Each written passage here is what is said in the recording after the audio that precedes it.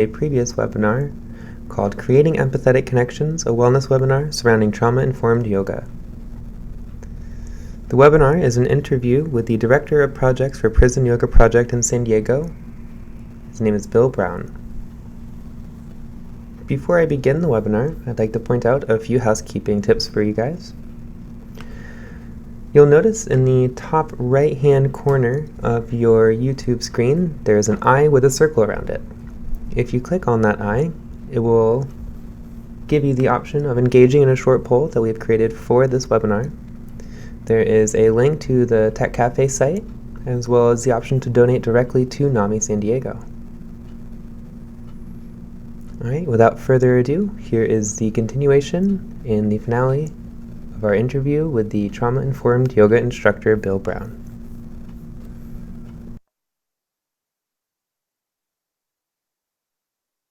So here's the thing, like yoga means union, Okay. and the end point of of of yoga as a spiritual practice is a sense of non-duality and being able to be in connection with your world in a way that you're not separating yourself out as an as an ego. But the pathway to get to that, I think, is very, very simple. That stress response of fight flight in relation to a threat, if we're working with that very, very, very basic, very early adaptive strategy for survival, and we're learning to use it rather than be controlled by it, it starts to break down. It's essentially fear-based, and if we can notice when we're activated there and really then begin to evaluate, am I really threatened here, or what's going on?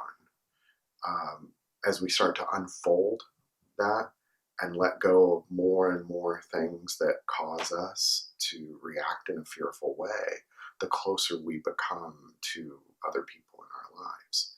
So to me, it does this movement towards this spiritual state of bliss really comes from working at that very basic layer of how we are engaging with our world.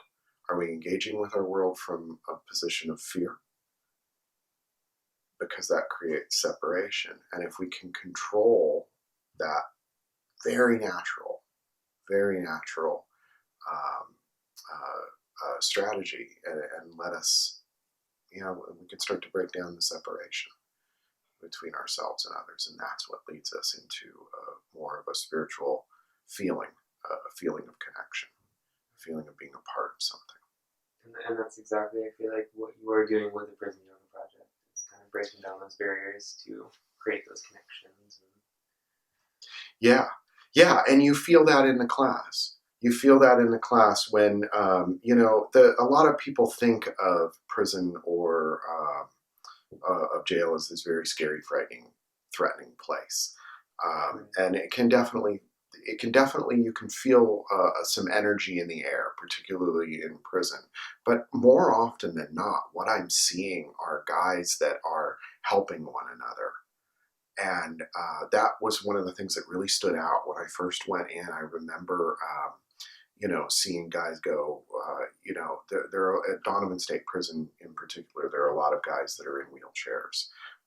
We have an aging prison population because the weather's good, and so they send a lot of people here for medical care. And you'll see guys saying, "Oh, hey, let me help you. Let me get that."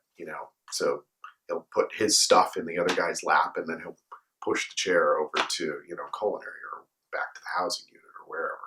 So there's a lot of cooperation that I see happening, and especially in the classes, I've seen guys lay out mats for their friends because they know that they're going to be coming, but they may be running late because of a visit. And it's like that sense of community and cooperation. you could go in there and you could be tough and all armored up, and sometimes I see that too. But if you start to let that go, uh, yeah, it's a different experience. Yeah, the lens that you're describing right now is, I feel like, something that I've never encountered or been witness to. I assume that it's a very high stress environment at all times, in a negative environment, an uncomfortable environment, and kind of what you're describing is almost the opposite of that. Why do you think there is that disconnect between perception of what is going on behind those doors and what is Yeah, actually happening? I think it's the media, really, and the way it's portrayed in movies and films, and then you've got shows like well, news magazines. Uh, yeah, the media creates a perception of prison or jail as a threatening place, and there's so much humanity there. There's also something that I notice with my classes. Like, I see guys that are in there that, I'll ask, I always ask, so what made you want to come to yoga today? And a guy will say, oh, my girlfriend does it, so I thought I'd give it a try, and I'm looking at this guy who is like, I can totally picture this. I can picture this, but I can't picture him in the studio. There's something about the way yoga is offered, typically, that I feel like creates a barrier. So he may have a curiosity about it, uh, but he's not able to explore it. Well, suddenly he's in an environment where he can, oh, I'll go try this out. And I've had guys that have become like, regular weekly regulars for 6 months to a year. Um, but they might not have ever had that opportunity, and like, they may never practice again after they leave. I'd like to create situations where it's more accessible for people who don't fit the stereotypical image of what yoga is on the outside, which is really, I think, driven by marketing needs. It works for every single human being that has a nervous system. It's not just for, one socioeconomic demographic and one gender. It really, really does work for everybody. Like, for me, I didn't go to yoga because I was old, male, and out of shape, not flexible. It's like all the excuses for not going to yoga. But, in hindsight, it's all the reasons why I needed to go to yoga. Right. Right. Yeah. Yeah. But getting in there took some courage. Took some courage. So sorry to interrupt, but Yeah. let's just speak to that a little bit, because we were talking about the misconception of perception of what it's like in an incarcerated situation. So there is this perception that yoga is reserved for mid-20, skinny, younger people that are feeding into that, like, mindfulness environment. So can we speak to that stereotype and maybe ways that we could eliminate that and make it more accessible for others? It's a controversial topic in the yoga community.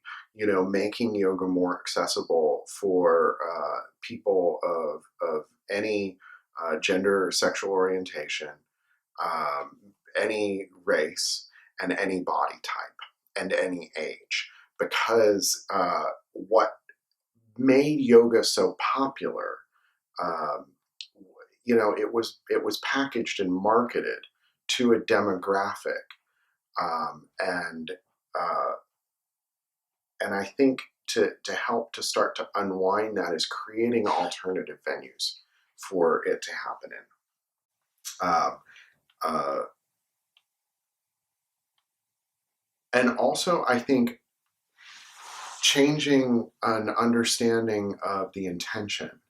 So the intention behind a trauma-informed yoga class is to help recalibrate the nervous system so that we're not stuck in that, fight, flight, freeze mode, so that we can move in between a rest and relax, and fight, flight, freeze, because sometimes we need that. And it's being able to move in between those two states. That's a healthy nervous system. If you're too much in one or too much in the other, you're out of balance. You don't have your full toolbox. So understanding that as an intention, and understanding building stress resiliency, and and managing accumulated stress, including post-traumatic stress.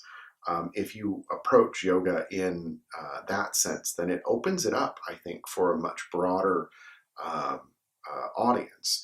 When it is a fitness focused or a flexibility focused thing, then you're starting to limit the number of people who can benefit from it. Because if the goal is then to, the cliche, put your leg behind your head, um, most people's physiology, their anatomy doesn't allow for that.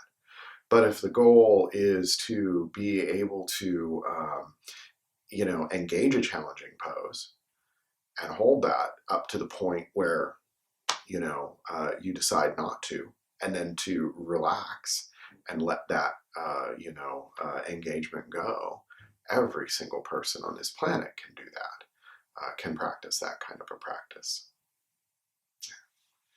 So you would say that yoga is for everybody? Yeah, absolutely. No matter where you are. Yoga is for everybody, no matter where you are. So how did you get involved with yoga therapy, or yoga as a therapy? Yeah. So it really does start with my first yoga class, Okay. and the fact that when I got into Pigeon, and to have that emotional release, and then again in Savasana at the end, to find myself in tears was unexpected. It's not, what I went to yoga for, but it's what I found there. So my own experience of having something happening, and it wasn't just something happening; it was something that felt really good. Mm-hmm.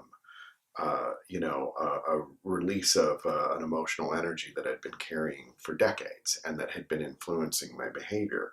So I got curious about yoga and like what's going on here. And I had only been practicing 4 months when I found myself in a yoga teacher training, because I really wanted to understand.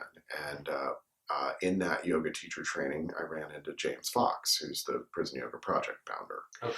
And that's what introduced me to a different way of practicing, because all I had experienced up to that point was a very energetic and vigorous, hot vinyasa yoga practice. And James offers something a little bit different. So it was my first encounter with a different style of yoga. And then in doing his workshop after the teacher training is when I really encountered the idea of yoga as a therapy, and specifically as yoga as a therapy for working with trauma. One thing led to another, and I just kept following this thread, wanting to understand more and more.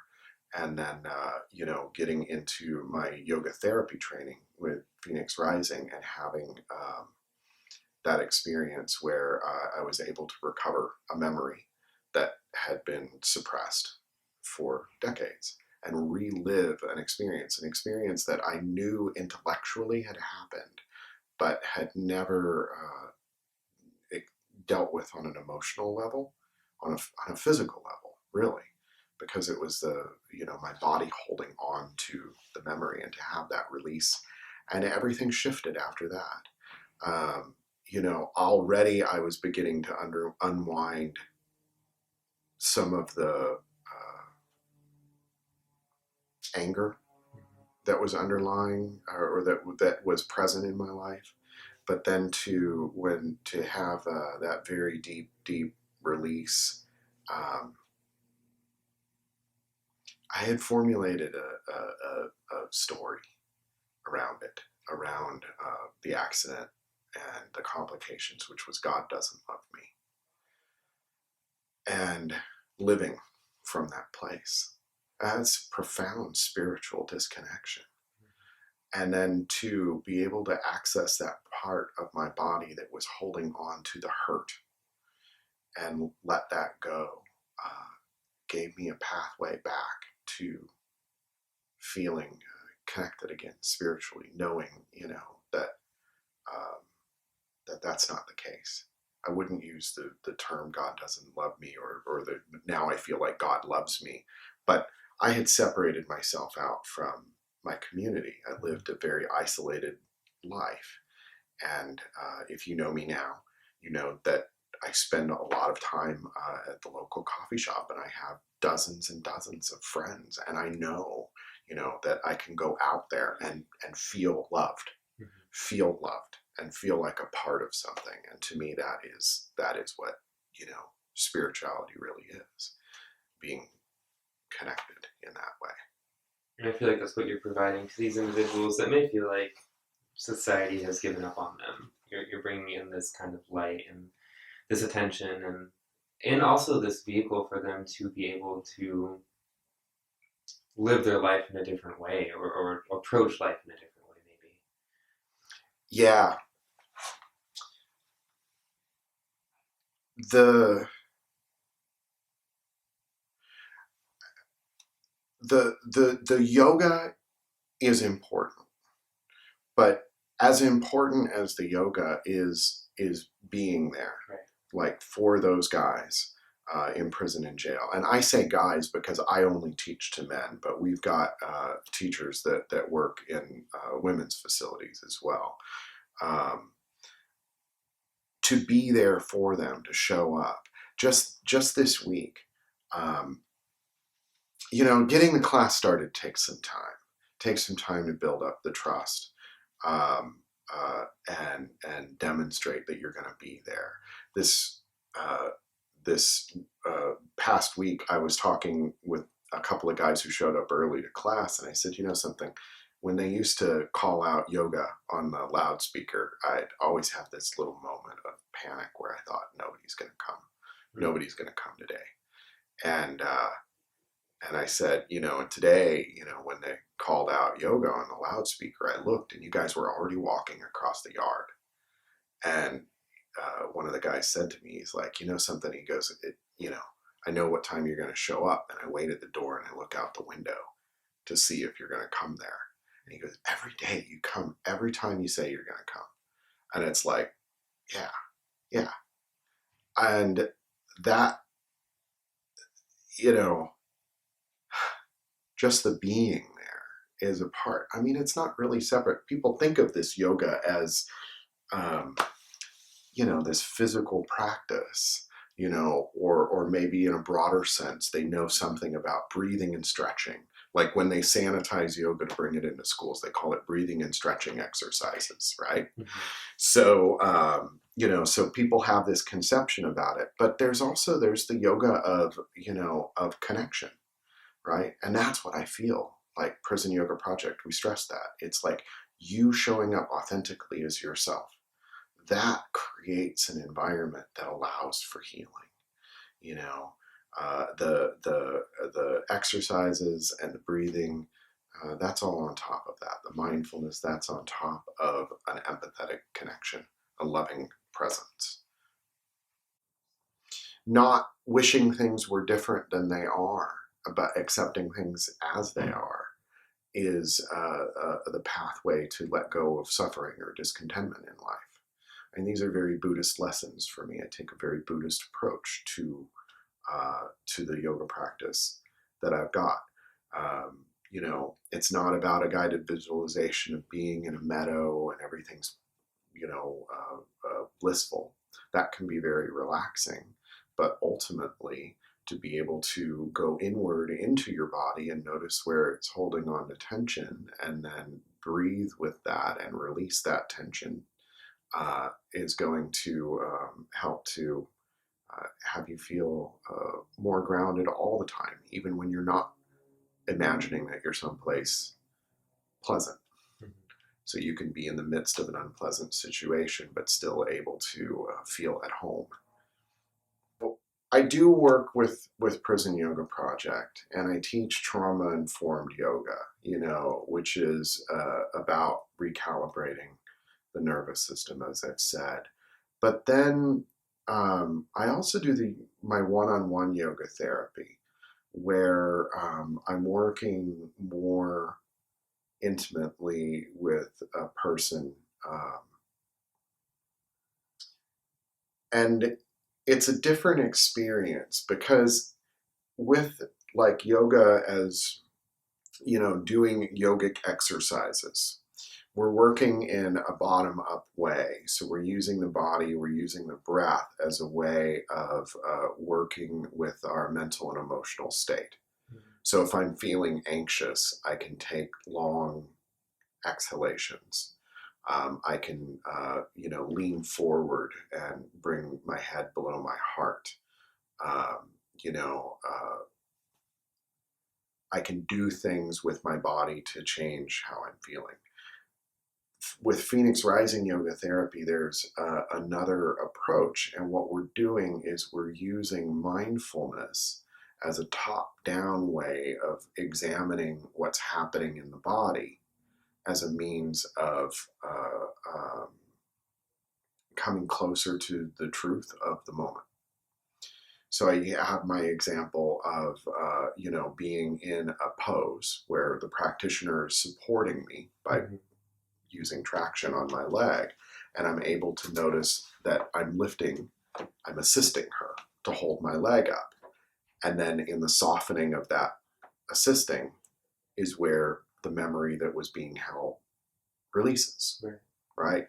So if you notice, you can notice if you become aware of a negative mental state, and I'm putting some judgment around it, but uh,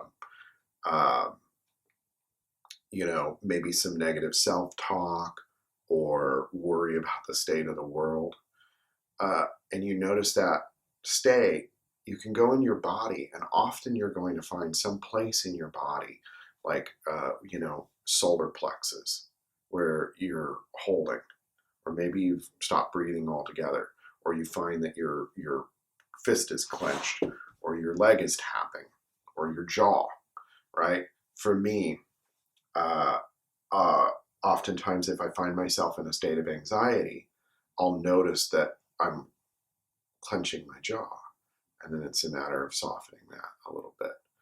Um, so developing a mindfulness of the body is another approach to yoga. That's the approach that we take in Phoenix Rising Yoga Therapy. Paying attention to what's happening now and then examining what that is, seeing what's there in awareness. Yeah. But it is different. But the yoga therapy, the one-on-one yoga therapy work, and also, doing a Phoenix Rising yoga therapy class, therapeutic yoga class, is a very different approach to working with yoga. Um, that that is something that is can be very, very powerful. So rather than trying to change the situation, just seeing the situation as it is, being able to notice where it is that that something may be held in the body, listening to what the body has to say. Uh, it can be very powerful. We spend a lot of time in a very active mode, where we're doing things with our body. But it's not so common for us to sit down and pause and say, what am I feeling? What am I feeling here? And so, the one-on-one yoga therapy, we're guiding people in that experience. And then we use a dialogue process with them so that they can begin to hear themselves, and then also maybe dig a little bit deeper. It's like, well, I notice feeling of tightness in my chest. Uh, you know, we might go in and explore what that tightness feels like. Well, it's gray and it's dense. What else comes along with that? Is there an image? Is there a sound? Well, I think about work. Okay, you think about work. Tell me more about work. And so there might be, emotions, information that comes along with being aware of what's happening in your body that can tell you about things that are influencing your life, and start to work with those situations. Uh, the conscious mind has a way of turning circles around things and making up stories and creating explanations. And there's a negativity bias there. Where we're seeing things as more, usually we're focusing in on the negative things rather than pulling out the positive things, because that's what helps keep us safe. Um, so to go in and explore an awareness that's not necessarily about thought, to explore that embodied awareness, because the body has a lot of intelligence in the way it's operating. Like I said, if you're in a threatening situation, your body can be moving before your visual cortex is even registered that there's a speeding car coming towards you. So the body may be reacting to something in your environment and then going in and noticing how the body is reacting. Like, for instance, if you find, wow, I'm constantly hunching my shoulders like this. And then if you hold that hunching or even exaggerate it, and then pay attention to what comes up, you can notice, maybe you're reacting uncomfortably to a personal situation that needs attention with a relationship. Yeah. Well, thank you for your time today, Bill. Yeah, thank you very much for the opportunity. It was a pleasure. Yeah, likewise.